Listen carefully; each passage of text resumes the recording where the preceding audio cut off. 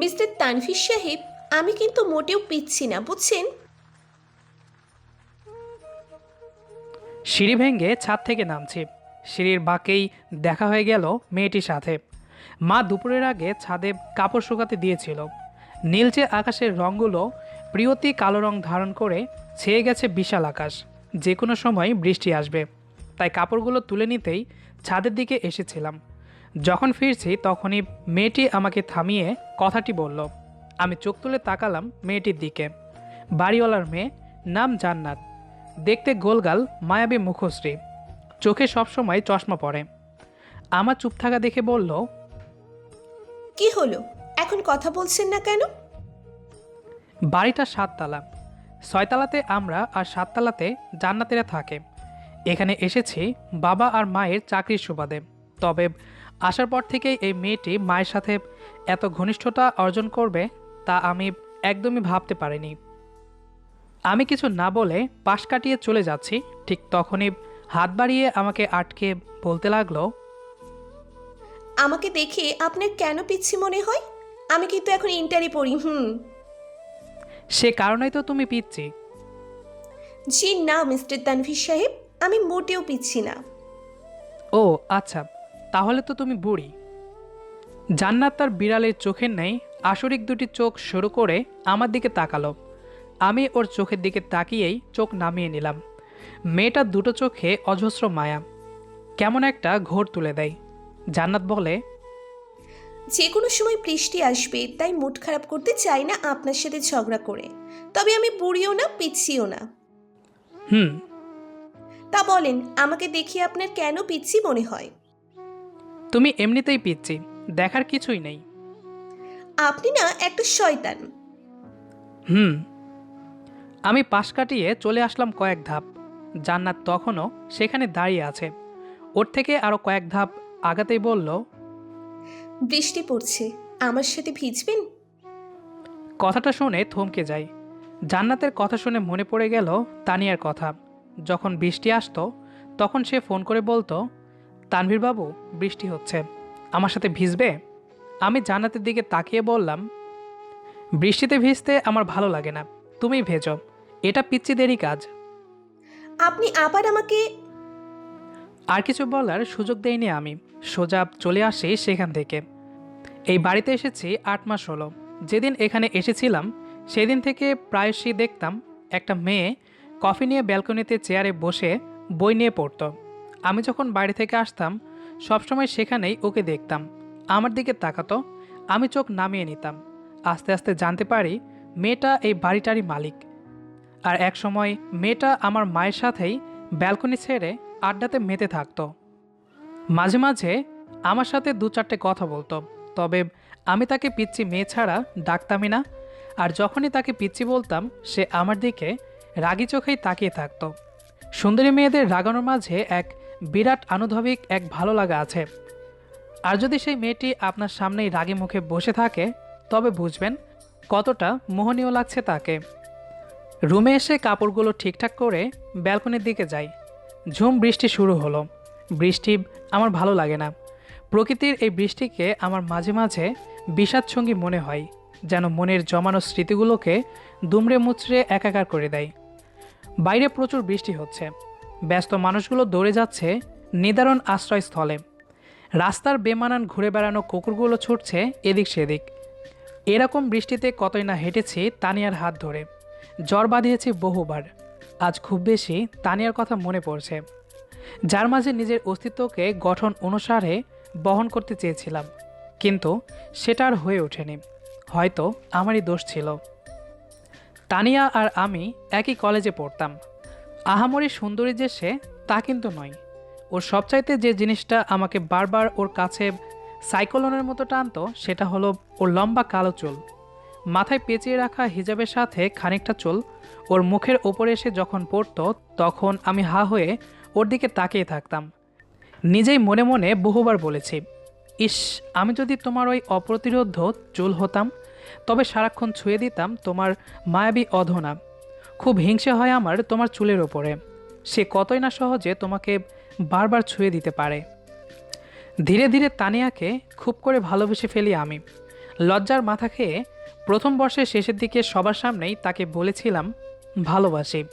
সে দৌড়ে চলে যায় বাড়িতে। আমি ভয়ে আর টেনশানে সপ্তাহখানেক কলেজেই যাইনি। পরে যেদিন গিয়েছিলাম সে আমাকে ডেকে বলেছিল, আমিও তোমাকে ভালোবাসি তানভীর বাবু। তারপর থেকে শুরু দুজনের পথ চলা। কত বেমানান স্বপ্ন তাকে ঘিরে দেখেছি আমি। স্বপ্নের রংমহলে নিজেকে কখন যে তার হাত ধরে ঘুরে বেড়েছি তার কোনো ইয়ত্তা রাখিনি। সময়গুলো যেন খুব দ্রুতই চলে যায়। এইচএসসি পরীক্ষার ঠিক 3 মাস আগেই মা আর বাবার বদলির সার্টিফিকেট চলে আসে। থাকতাম কুমিল্লাতে, যেতে হবে রাজশাহীতে। দৌড়ে ছুটে যাই তানিয়ার কাছে, জড়িয়ে ধরে কাঁদি খুব। সে আমাকে জড়িয়ে নিয়ে বলেছিল, আরে বাবা, আমাকে ছেড়ে তো তুমি একেবারেই চলে যাচ্ছ না। তুমি রাজশাহীতে থাকবা আর আমি কুমিল্লাতে। আরে এইচএসসি এর পরে দুজনেই চেষ্টা করব একসাথে থাকার। এমন বাচ্চাদের মতো করো কেন? তোমাকে ছাড়া কি আমারও ভালো লাগবে? তুমি আমাকে ছেড়ে কখনোই চলে যাবে না তো? কখনোই না তানভীর বাবু। আর ছেড়ে কোথায় যাব? তোমার অস্তিত্বে তো আমার বিসরণ। সেদিন খুব বৃষ্টি হয়েছিল। দুজনে সেদিন পুরোটা সময় জুড়ে বৃষ্টিতে হেঁটেছিলাম ফাঁকা রাস্তায়। মা বাবা দুজনেই চলে যাই ওদের গন্তব্যে, কেবল পরীক্ষার জন্য থেকে যাই আমি। তবে পরীক্ষা চাপে তানিয়া আর আমাদের মাঝে কথা কম হতো। একসময় পরীক্ষাটাও শেষ হয়ে যায়, চলে আসি আমিও রাজশাহীতে। তারপর দুজনের যোগাযোগ হতে থাকে মুঠোফোনের কলে আর মেসেজে। মাসে একবার করে দেখা করতাম। এভাবে চলে 6টা মাস। একসময় খেয়াল করেই তানিয়া যেন কেমন বদলে যাচ্ছে। ঠিকমতো কথা বলতে চাচ্ছে না ও। আমি কল না দিলে সে দিতই না। আমি 10টা মেসেজ দিলে সে একটা দিত। তানিয়ার এমন পরিবর্তন নিজের কাছে ছিল খুবই কষ্টের। তানিয়া মেডিকেলে চান্স পাই আর আমি চান্স পাই পাবলিক ভার্সিটিতে। দুজনের দূরত্ব আরও বেশি হয়ে যায়। দেখা করতে চাইলে আমাকে নানা রকম অজুহাত সে নিজে দেখাতো। একদিন না জানিয়ে ওর ভার্সিটিতে যাই আমি। খোঁজাখুঁজির পর দূর থেকেই দেখি তানিয়া একটা ছেলের সাথে বসে বেশ হাসির সাথেই গল্প করছে। মাঝে মাঝে ছেলেটার কাঁধে মাথা রেখে হাসছে। আমি পেছন থেকে একটু কাছে যাই, ওদের কথাগুলো শুনি। তানিয়া আমাকে কখনো ছেড়ে যাবে না তো? কখনোই না। তোমাকে ছেড়ে কই যাব? তোমাকে খুব ভালোবাসি, বুঝছো? কখন যে চোখ বেয়ে পানির নিচে পড়তে লাগলো খেয়ালই করিনি। ঠিক তখনই শুনলাম কে যেন আমাকে বলছে, ভাইয়া, আপনি কি কাউকে খুঁজছেন? অনেকক্ষণ এখানে দাঁড়িয়ে আছেন তো, তাই। তানিয়া ঘুরে তাকাই। আমি ওর চোখের দিকে চোখ দিতেই সে হা হয়ে আমার দিকে তাকালো। আমি মুচকি হেসে বললাম, হ্যাঁ হ্যাঁ, এখানে আশরাফুল বলে একজন বন্ধু আছে। ডিপার্টমেন্টটা কোন দিকে একটু বলবেন? খুঁজতে খুঁজতে এখানে এসে পড়েছি। ও, ওই তো এদিকে যান। চলে আসি ওদের থেকে। পেছনে ঘুরে একবার তাকিয়েছিলাম। তানিয়া তখনও দাঁড়িয়ে আমার দিকে তাকিয়েছিল। আমি দূর থেকে মুচকি হেসে চলে আসি। সেদিন রাতে তানিয়া আমাকে ফোন করে বলে, তানভীর বাবু, আমি জানি তুমি রেগে আছো আমার ওপরে। প্লিজ আপনি আমাকে তানভীর বাবু বলবেন না। আপনার থেকে আমার নামটা শুনতে বড্ড বিরক্তি লাগছে। আমি খুশি হব আপনি আমাকে যদি আর কল না দেন। ভালো থাকবেন। ফোনটা কেটে দিয়ে তখনই আছাড় মেরে সিমটা নষ্ট করি। এরপর নেশাতে আবদ্ধ হই। নিকোটিনের সাদা ধোঁয়াতে নিজেকে পোড়াতে ব্যস্ত হয়ে যাই। একসময় নিজেই উপলব্ধি করেছিলাম, যেখানে অন্য কেউ আমার জন্য জীবনের নৌকা না থামিয়ে দিব্যি আছে, সেখানে আমি কেন নিজেকে শেষ করব। ধীরে ধীরে স্বাভাবিক হই। এরপরই আবার মা বাবা বদলি হয় ঢাকাতে। চলে আসি এই 7তলা বাড়িতে। তানভীর, যা তো বাবা, ডাক্তার ডেকে নিয়ে আয়। জান্নাতের অনেক জ্বর আসছে। ওর বাবা আমাকে ফোন করেছিল, উনি আটকে গেছে কাজে, আসতে পারবে না। মায়ের কথা শুনে বাস্তবে আসি। এই মেয়েটাকে নিয়ে আর পারি না, সব সময় আমাকে জ্বালাবে।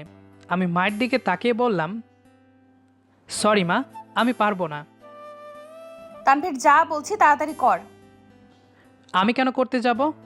এত ঢং কেন মেয়েটার? আমার একদমই এসব ভালো লাগে না। তানভীর, ও কিন্তু সোফাতেই বসে আছে, শুনতে পাবে। তো শুনুক, তাতে আমার কি? তুমি যাও তো এখন এখান থেকে। আর ওকেও বলে দিও যেন আমার সামনে না আসে। ঠিক আছে তানভীর সাহেব, আমি আর আসবো না।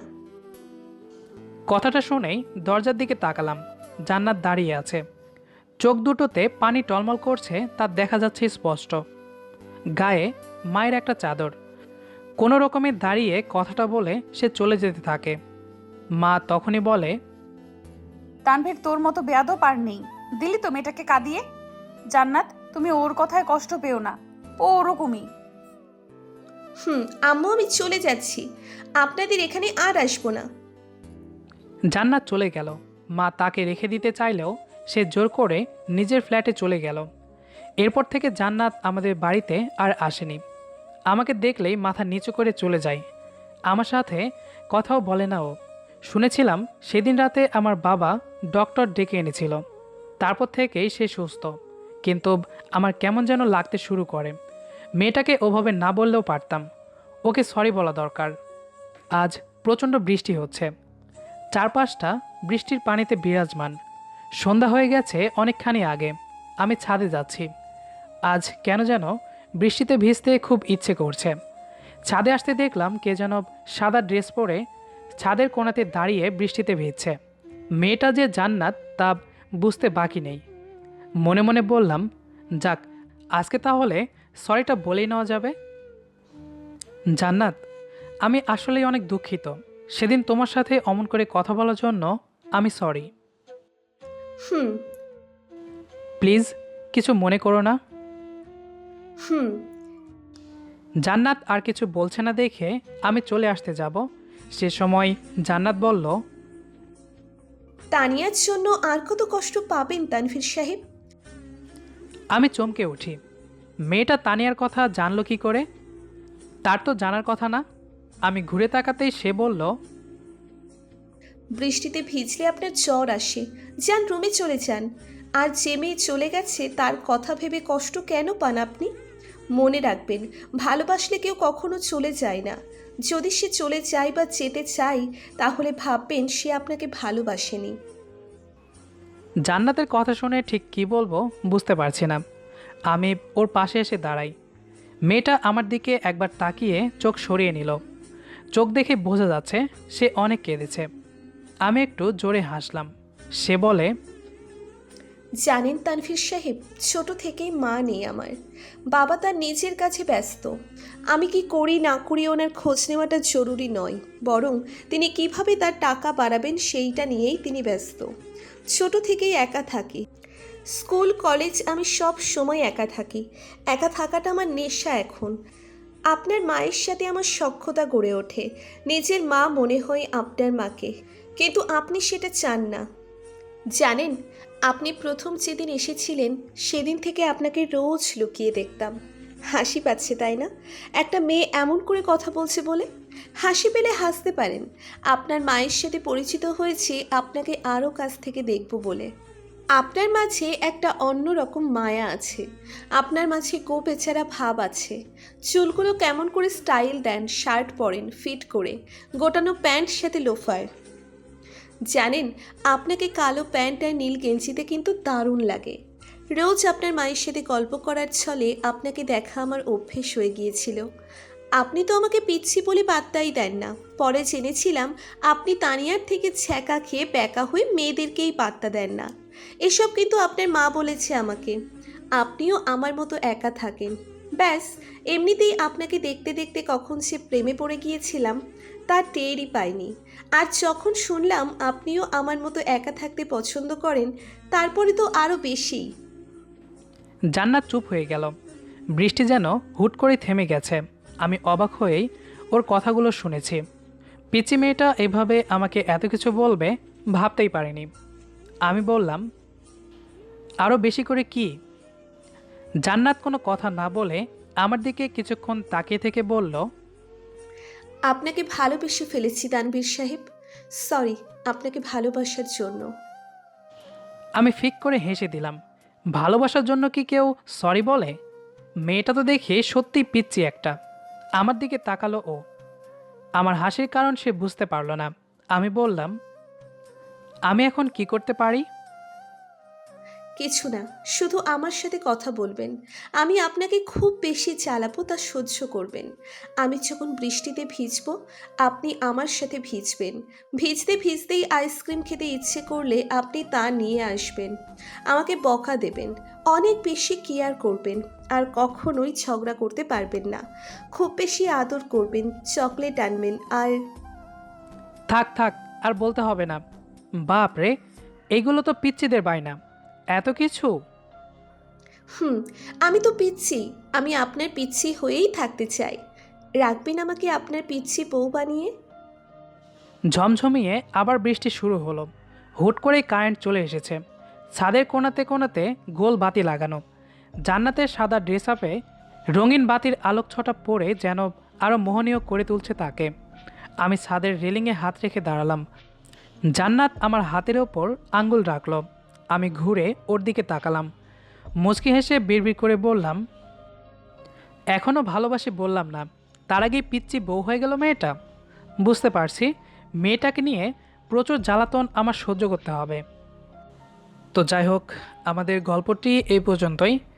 আমাদের আজকের গল্পটি আপনার কাছে কেমন লেগেছে সেটি অবশ্যই কমেন্ট করে জানাবেন।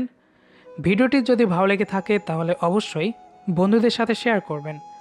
দেখা হবে আবারও নতুন কোনো গল্প নিয়ে। সে পর্যন্ত আমাদের সাথেই থাকুন। ধন্যবাদ সবাইকে।